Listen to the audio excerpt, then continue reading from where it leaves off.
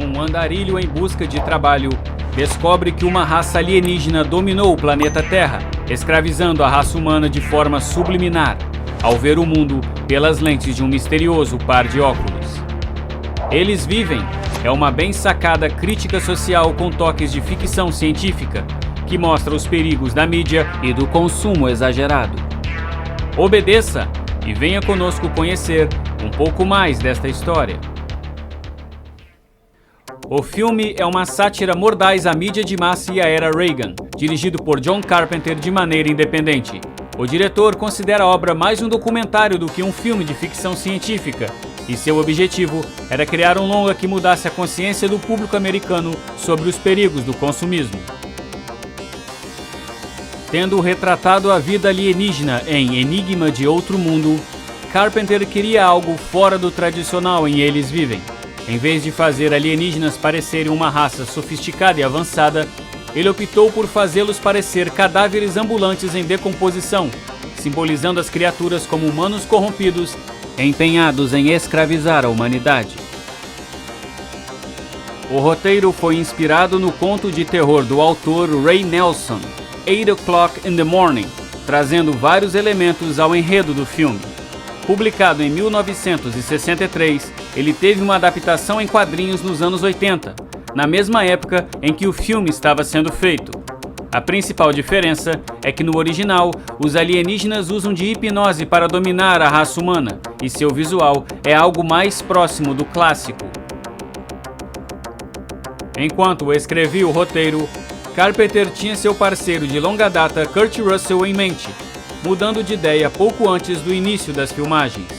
Para o protagonista do longa, ele testou vários atores, como por exemplo, Tom Cruise, Harrison Ford, Michael Keaton, Arnold Schwarzenegger, Ron Perlman e Bruce Campbell. O papel ficou com Roddy Piper, após o diretor, que é fã de lutas livres, tê-lo visto em ação no WrestleMania 3. Como um trabalhador da construção civil e uma pessoa solitária e introvertida, Piper compartilha muitas semelhanças com seu personagem, tendo também vivido como sem-teto. O ator também sempre evitou discutir sobre as implicações políticas do longa, já que era canadense e morava nos Estados Unidos graças a um green card. O protagonista não é chamado pelo nome em nenhum momento do filme, sendo creditado ao final como nada. O personagem é um andarilho sem endereço fixo, morando em um acampamento de sem-tetos. Essa locação era um assentamento real de moradores de rua, e todos foram pagos pelo diretor para atuarem como figurantes. A pedido do diretor, Roddy Piper bolou uma história e pano de fundo para o personagem, mas esses detalhes morreram com ele, que faleceu prematuramente em 2015. Como ele jamais compartilhou essas informações com Carpenter, as origens de nada continuam um mistério até os dias de hoje. Vince McMahon, presidente da WWE, não queria que Piper participasse da produção e prometeu encontrar outro filme com a mesma faixa de pagamento para o ator. No entanto, Piper rejeitou o projeto e foi fazer Eles Vivem mesmo assim. Este desacordo fez com que ele cortasse relações com a Associação de Luta Livre, mas quando ele finalmente voltou aos ringues, a sua popularidade tinha dobrado. O papel de Frank, interpretado por Kate Davie, foi escrito especialmente para o ator, uma vez que o diretor ficou impressionado com a sua performance quando o dirigiu em O Enigma de Outro Mundo. A ideia de John Carpenter era dar ao protagonista um ajudante que soubesse se virar sozinho. Com um baixíssimo orçamento, Carpenter e sua equipe tiveram que ser bem criativos para mostrar o mundo dominado secretamente por alienígenas. Em alguns momentos, foi algo simples, como quando nada olha os outdoors e laterais de edifícios. O efeito foi atingido através de pinturas. A sequência do mercado se provou particularmente difícil, já que cada etiqueta teria que ser substituída pela mensagem subliminar. A solução foi simplesmente construir o cenário, e esta foi a maior despesa do filme. Ainda para manter os custos baixos, vários adereços do filme vieram de outras produções, ou foram alugados em lojas de quinquilharias. Os aparelhos utilizados pelos alienígenas para comunicação, por exemplo, são os detectores de fantasmas do filme Os Caça-Fantasmas modificados. E os próprios óculos utilizados no filme são sobras do filme Os Aventureiros do Bairro Proibido e pertenciam ao figurino de Jack Burton.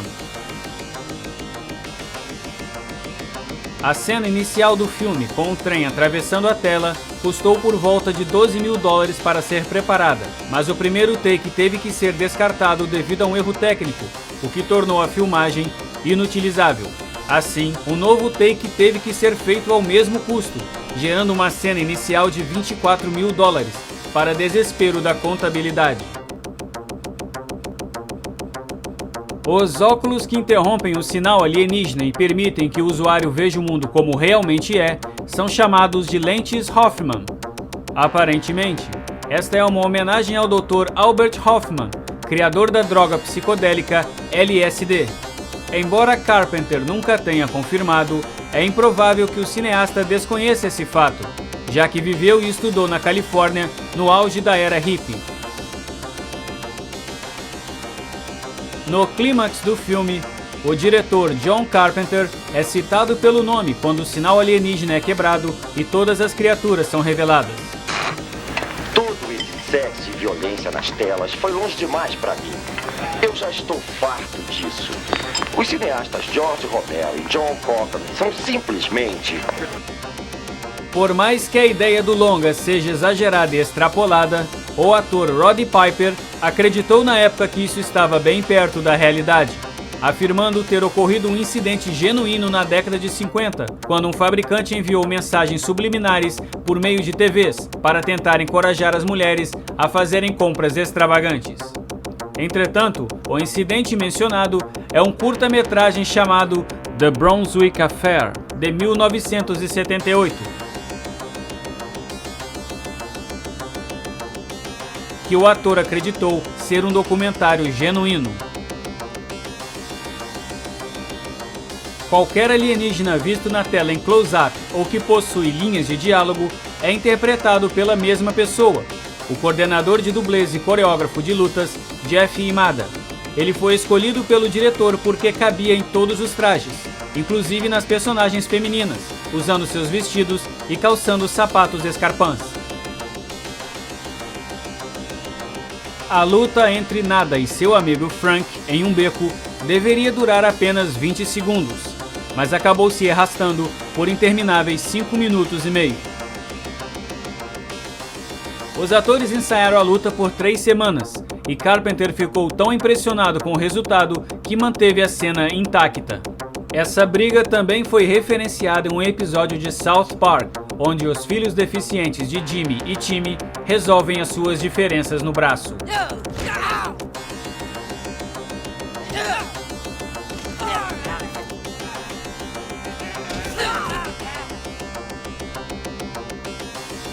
Facilmente, a frase mais famosa do filme é I have come here to chew bubblegum and kick ass. I'm all out of bubblegum. Essa linha foi criada pelo próprio Piper. Não havia nenhuma frase de efeito no roteiro, e o ator mantinha com ele um caderninho cheio delas para as interações verbais com seus adversários nos ringues. Ele deixou Carpenter dar uma olhada nas anotações, e esta frase combinava perfeitamente com o seu personagem. No lançamento, Eles Vivem parecia que seria um sucesso estrondoso, indo direto para o topo da bilheteria no fim de semana de estreia, já recuperando seu baixo orçamento de $3 milhões. Mas nas semanas seguintes, o filme desapareceu das listas e, fechando seu ganho doméstico em $3 milhões, foi considerado um fracasso. Carpenter lamentou o fato, dizendo que o público da época não queria ser iluminado. Mesmo assim, com a ascensão do VHS, o filme se tornou um cult favorito logo após o seu lançamento. O longa se tornou assunto de várias postagens neonazistas, que afirmavam que os alienígenas eram na realidade judeus que estavam subvertendo a sociedade branca e dominando o mundo. Dessa forma, Carpenter teve que vir a público em 2017 e afirmar que essa teoria era um lixo preconceituoso, sem verdade e sem conexão com as suas ideias para o filme. O conceito da revelação de mensagem subliminar em Eles Vivem é referenciado em pelo menos 2 clipes musicais. No clipe da música Can You Feel, da banda SQ1,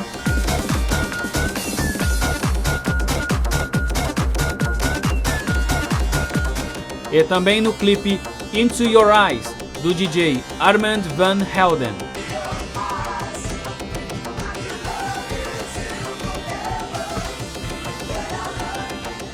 A vida alienígena ainda está sem confirmação oficial, mas a manipulação pública através da mídia de massa é mais verdadeiro do que nunca, e Eles Vivem, do visionário John Carpenter, assume ares proféticos.